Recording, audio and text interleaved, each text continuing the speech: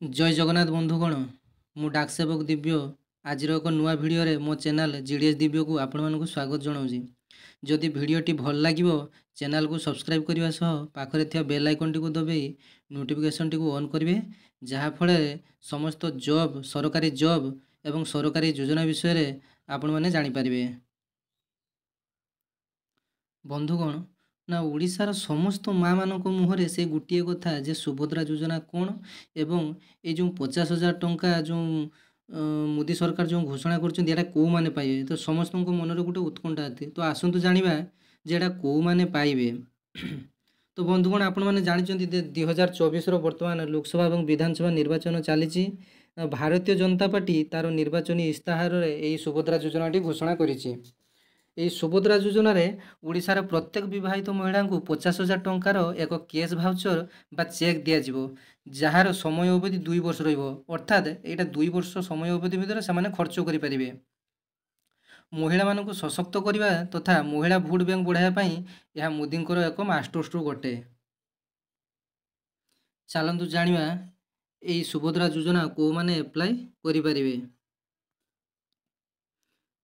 तो बंधुगण से ओडिशार स्थायी बासिंदा होइथिबे एवं महिला जनक विवाहित होइथिबे कौन सी सरकारी जॉब से करि नथिबे तांकर बयस 23 रु 59 वर्ष होइथिबे तांको एवं बंधुगण ये अंगनवाड़ी वर्कर माने एथिपाई एलिजिबल बा अंगनवाड़ी वर्कर माने ये सुभद्रा योजनार लाभ उठे पारे।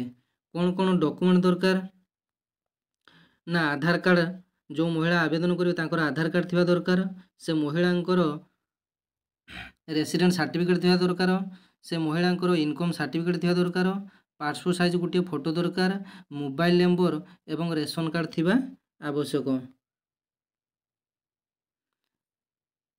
आसंतु शुणिबा बीजेपी राष्ट्रीय अध्यक्ष जेपी नड्डा मुहरु सुभद्रा योजना विषय रे।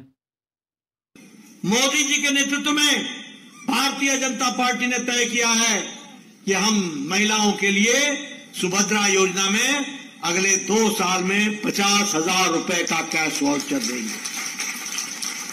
अभी जो अपराजिता जी बोल रही थी कि सेल्फ डिटर्मिनेशन के साथ सेल्फ अपने विकास के बारे में विचार करने के साथ साथ उसकी शक्ति उसको डिटर्मिन करना उसका डिसीजन लेना, ये मोदी जी की तरफ से महिलाओं को 50,000 दिया जा रहा है, पुरुषों को नहीं।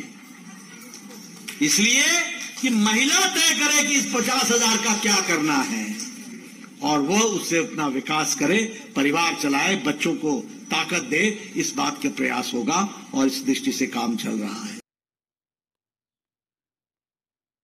तो यहीटा थिला आजिर फुल वीडियो। तो आशा करुँच समस्त को भल लगी भिडियोटी जदि भल लगी चैनल को सब्सक्राइब करेंगे, लाइक और शेयर करेंगे। धन्यवाद।